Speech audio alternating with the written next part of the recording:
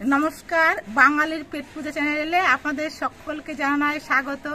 আজ অনেক দিন পর আপনাদের সামনে আমি চিকেনের রেসিপি নিয়ে হাজির হয়েছি। আজকে চিকেনটা আমি খুব সহজভাবে তৈরি করব। তো বন্ধুরা দেখতে থাকুন আমি কীভাবে চিকেনের রেসিপিটা তৈরি করছি। চিকেনের রেসিপিটা তৈরি করার জন্য আমি 800 গ্রাম চিকেন নিয়েছি। চিকেনটা আমি ধুয়ে ভালো করে পরিষ্কার করে নিয়েছি। এবার আমি একটা মিক্সি জার নিয়েছি, এর মধ্যে কিছু মশলা একসঙ্গে পেস্ট করে নেব। প্রথমে আদা নিচ্ছি,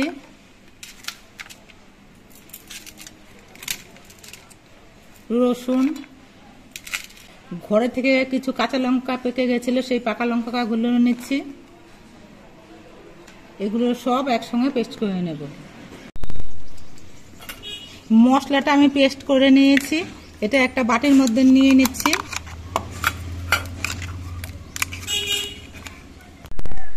চিকেনটা রান্না করার জন্য আমি কিছু পেঁয়াজ এরকম সরু করে কেটে নিয়েছি। এই পেঁয়াজগুলো মাংসের মধ্যে দিয়ে দিচ্ছি।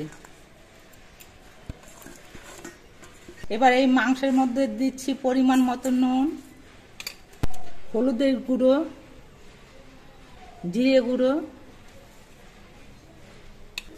আমি আদা, কাঁচা লঙ্কা, রসুন একসঙ্গে পেস্ট করে নিয়েছিলাম সেই মশলাটা।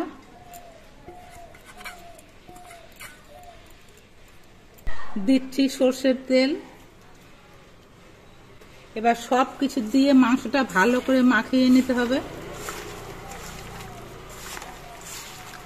মাংসটা আমি হাত দিয়ে বেশ ভালো করে চটকে মাখিয়ে নিয়েছি। এবার মাংসটা আমি মিনিট 15-20 মতো ঢেকে রেখে দেব। এবার চিকেনটা যে কড়াইতে করে রান্না করব সেই কড়াইটা গ্যাসে বসিয়ে দিয়েছি। কড়াইটা গরম হয়ে গেছে। এবার কড়াইতে দিয়ে দিচ্ছি সর্ষের তেল।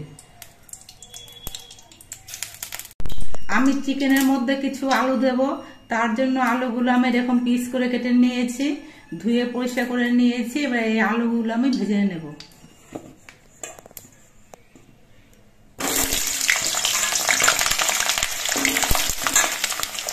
আলুগুলো ভাজার সময় অল্প করে একটু নুন দিচ্ছি। নুন দিয়ে আলুটা ভাজলে পরে আলুটা খেতে বেশি টেস্ট হয়। আলুগুলো আমি লালচে রং ধরে ভেজে নিয়েছি। এবার আলুগুলো আমি নামিয়ে নিচ্ছি। এবার কড়াইয়ে তেলের মধ্যে দিচ্ছি 2টো তেজপাতা, 2টো শুকনো লঙ্কা, গোটা গরম মশলা, এর মধ্যে এলাচ, দারচিনি, লবঙ্গ সবই আছে। আর দিচ্ছি অল্প করে একটু গোটা জিরে। এবার মশলাটা ভালো করে ভেজে নিতে হবে। মশলাগুলো ভাজা হয়ে একটা সুন্দর সেন্ট বেরিয়েছে। এবার এর মধ্যে আমি চিকেনগুলো দিয়ে দিচ্ছি।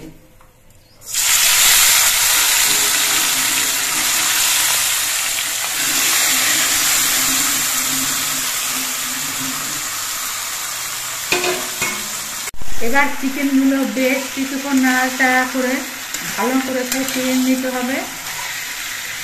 চিকেনটা কষানোর সময় আমি একটা টমেটো কুচি করে কেটে রেখেছিলাম, সেই টমেটো কুচিগুলো দিচ্ছি।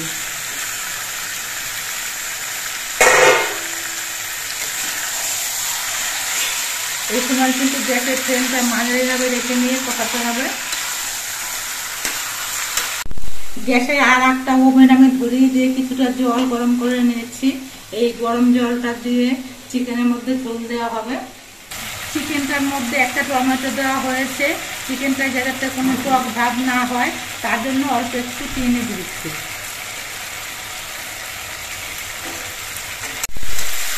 চিনি দিয়ে বেশ ভালো করে মিশিয়ে নিতে হবে। চিকেনটা কষানো যত ভালো হবে খেতে কিন্তু তত ভালো হবে। কারণ চিকেনটা কিন্তু বেশ ভালো করে কষিয়ে নিতে হবে। আগে কিন্তু অনেকের বাড়িতে এইভাবে হাতে মাখিয়ে চিকেন রান্না করা হতো। এখন হয়তো অনেকে বিভিন্ন পদ্ধতিতে চিকেন রান্না করেন।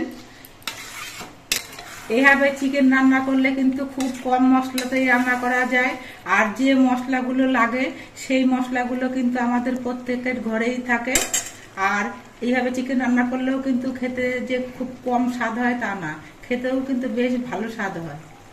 চিকেনটা কষাতে কষাতে দেখুন পেঁয়াজগুলোও কিন্তু নরম হয়ে গলে গেছে। এবার এর মধ্যে আমি আলুগুলো দিয়ে দিচ্ছি। আলু দিয়ে চিকেনটা আরো কিছুক্ষণ কষিয়ে নেব।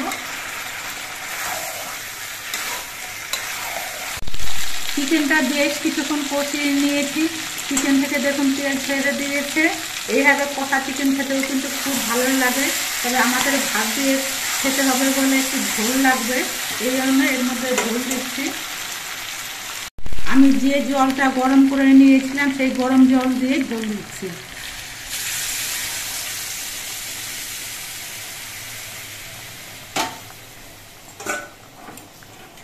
এবার ঝোলটা দিয়ে নেড়ে চেড়ে মিশিয়ে নিতে হবে, আর আরো কিছুক্ষণ চিকেনটাকে রান্না করে নিতে হবে।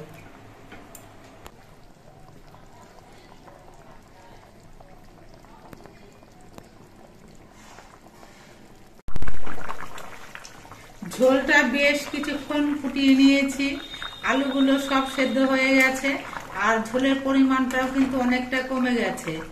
আর ঝোলের মধ্যে যেহেতু আলু আছে, নামানোর পর ঠান্ডা হলে ঝোলটা কিছুটা টেনে নেবে।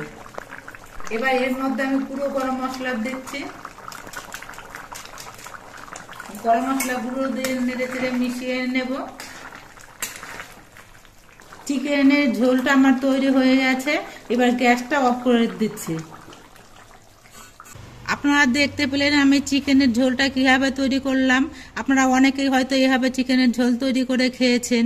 এভাবে চিকেনের ঝোল তৈরি করা যেমন সহজ, কিন্তু খেতে হয় কিন্তু খুবই ভালো। আমাদের ভিডিওটা আপনাদের কেমন লাগলো? যদি ভালো লাগে ভিডিওটিতে একটি লাইক, আর নতুন বন্ধু হলে চ্যানেলটিকে সাবস্ক্রাইব করে দেবেন। সকলে সুস্থ থাকবেন, ভালো থাকবেন। দেখা হবে পরবর্তী আরেকটা ভিডিওতে।